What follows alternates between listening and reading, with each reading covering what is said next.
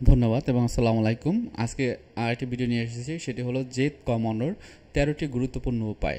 প্রত্যেকটা উপায় আপনি যদি নিজের ক্ষেত্রে অ্যাপ্লাই করেন, দেখবেন যে আপনার এগুলো সেলফ হেল্প টেকনিক হিসেবে কাজ করবে। অর্থাৎ আপনার জেদের যে জন্য যে চিকিৎসাটি বা যেই উপায়গুলো দরকার, সেটা আপনি নিজে নিজেই করতে পারবেন। আমি আছি কাউন্সেলিং সাইকোলজিস্ট আশুজামান রাজু।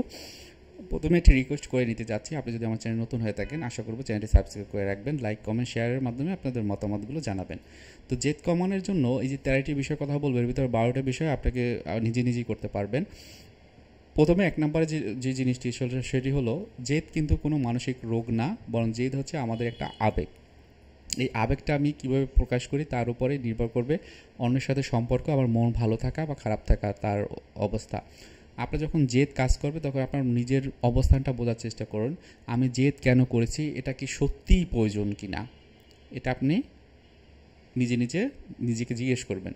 ২ নম্বরে হলো গভীর শ্বাস প্রশ্বাসের ব্যায়ামটি অনেকবার বলা হয়েছে, সেটি আপনারা করবেন। ধীরে ধীরে শ্বাস নেবেন, ধরে রাখবেন এবং আস্তে আস্তে ছাড়বেন।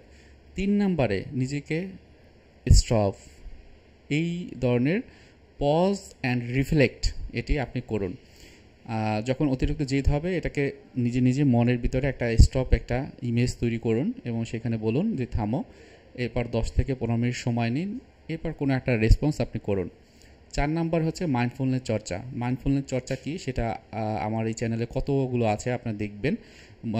অতীত এবং ভবিষ্যতের কথা চিন্তা না করে বর্তমান সময়টাকে চিন্তা করবেন, এবং মেডিটেশন বা ধ্যানের জন্য জেদ কিন্তু খুবই ভালো কাজ করে, সেটা আপনি শুরু করতে পারেন। ৫ নাম্বারে যেটা হয়, নিজেকে সময় দিন। আপনি যা কিছু করেন না কেন, চাকরি করেন, মানুষের সম্পর্ক, যা কিছু করেন, নিজের ভালো লাগার জায়গা কোথায়, পরিস্থিতি অনুযায়ী সেই ভালো লাগার জায়গাটা তৈরি করুন। নতুন চিন্তা কিভাবে তৈরি হবে সেটি করুন। হয়তোবা আপনি একটু ঘুরতে যেতে ভালো লাগতে পারে, আপনার প্রিয়জন একজন আছে, তার সাথে কথা বলে ভালো লাগতে পারে। সো বা আমি একটু যদি সাজগুজ করি, সেটা ভালো লাগে। এক কাপ চা যদি ওই দোকান থেকে খাই, তাহলে ভালো লাগে। এটা আপনি আপনার জায়গা থেকে করুন।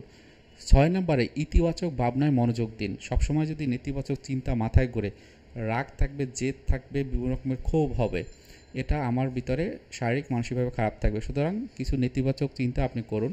যখনই নেতিবাচক চিন্তাগুলো আসবে, তখন ইতিবাচক ওই রিলেটেড কী আছে সেটা ভাবার চিন্তা করুন।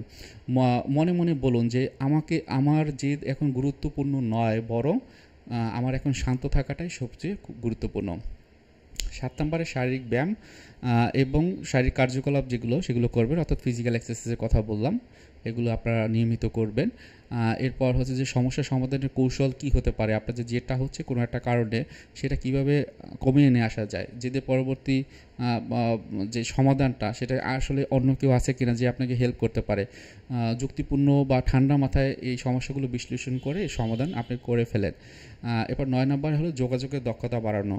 অর্থাৎ আমি যখন কথা বলি, আমি কি আসলে আমাকে ভেবে কথা বলি কিনা, বা আমার সাথে যে একটা পজিটিভ রিলেশনশিপ বা কমিউনিকেশন থাকবে অন্যের সাথে, সেটা আমি বজায় রেখে করতে পারি কিনা।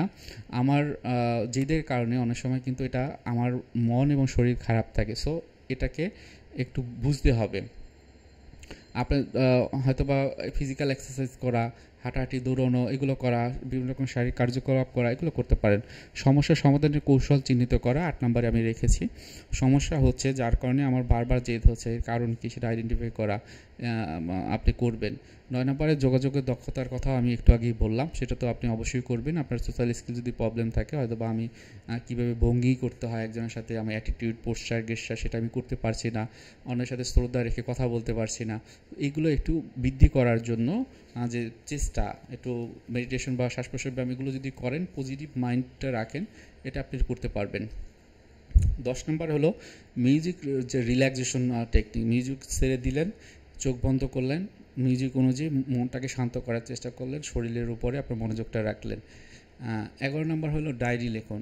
আপনার মনের অবস্থা ধরা খুবই ইম্পর্টেন্ট, বা যার কোনো ট্রিগার হন সেটি ধরতে পারা ইম্পর্টেন্ট। সেক্ষেত্রে আপনি কী করবেন, একটা ডায়েরি নেবেন এবং সেখানে আপনার চিন্তা, অনুভূতি, আচরণ লিখবেন।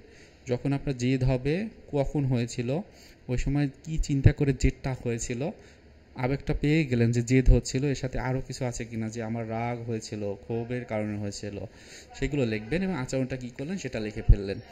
ওই সময়টায় অল্টারনেটিভলি কী করলে পরিবেশটা ভালো থাকতো, আপনি মানসিকভাবে ভালো থাকতেন, সেটাও আপনি লিখে ফেলবেন। এটা তো যে আপনি ডায়েরি লিখবেন, এটা কিন্তু খুবই ভালো কাজ করে। হ্যাঁ, ডায়েরি রাইটিং বা জার্নালিং বলা হয় তাকে। 12 নম্বরে পর্যাপ্ত বিশ্রাম এবং স্বাস্থ্যকর খাদ্য গ্রহণ করা। খাওয়া দাওয়ার ক্ষেত্রে আপনি কি ভালো খাবার দাবার খাচ্ছেন কিনা, খাওয়ার পর্যাপ্ত পুষ্টি আছে কিনা, আপনি ঘুমাতে যান একই সময় ঘুমাতে যান কিনা, রাতে যখন ঘুমান একটা তৃপ্তি কাজ করে কিনা, আপনার সকালে উঠতে পারেন কিনা, রাতে আগে আগে ঘুমান কিনা। তো এই জিনিসগুলো খেয়াল রাখবেন, এগুলো আমাদের শরীর এবং মনের জন্য খুবই গুরুত্বপূর্ণ। রাতের বেলা আপনি মোবাইল বা অন্যান্য ডিজিটাল ডিভাইস নিয়ে থাকবেন না, এটা আপনার শরীর এবং মনকে কিন্তু অনেক খারাপ করে রাখবে। এবং সর্বশেষে 13 নম্বর যেটা বলতে চাচ্ছি সেটা হলো পেশাদার সাহায্য নেওয়া। খুব বেশি সমস্যা হলে এই ক্ষেত্রে পেশাদার যারা আছেন, ক্লিনিক্যাল বা কাউন্সেলিং সাইকোলজিস্ট এবং সাইকাটিস্ট, তারা আপনাকে অনেক ভালো সাহায্য করতে পারবে। তাদের কাছ থেকেই সাহায্যটা নেবেন। অন্য কোনো প্রফেশনাল বা অন্য কোনো ডক্টর বা অন্য যারা আছেন তাদের কাছ থেকে আপনি কিন্তু এই ধরনের চিকিৎসা আপনি পাবেন না। সো তাদের কাছ থেকে কাউন্সেলিং বা সাইকোথেরাপি এটা গ্রহণ করবেন। সেক্ষেত্রে সিবিটি বা cognitive behaviour therapy, relaxation exercise, এগুলো কাউন্সেলিং বা ক্লিনিক্যাল সাইকোলজিস্ট আপনার করতে পারবে। এবার সর্বশেষে 3টা জিনিসের কথা বলবো, যেই জিনিসগুলো আপনারা করবেন না। জেদের সময় কোনো রকমের তর্কে জড়াবেন না, অযথা কাউকে দোষারোপ করবেন না। 3 নম্বরে জেদ চেপে রাখবেন না, তবে এটা প্রকাশ করার সঠিক যে পদ্ধতি সেটাকে আপনাকে খুঁজে বের করতে হবে। সো এই জিনিসগুলো আপনি যদি করেন, আপনি দেখবেন যে আপনি নিজে নিজেই কন্ট্রোল করতে পেরেছেন। ভিডিওটি যারা দেখেছেন প্রথম থেকে শেষ পর্যন্ত অসংখ্য ধন্যবাদ। জানাবেন যে এটা আপনার জন্য অ্যাপ্লিকেবল হয়েছে কিনা, ভালো হয়েছে কিনা, বা কী কী বিষয় আপনি করেন এর ভিতরে। ধন্যবাদ, ভালো থাকেন, আসসালামু আলাইকুম।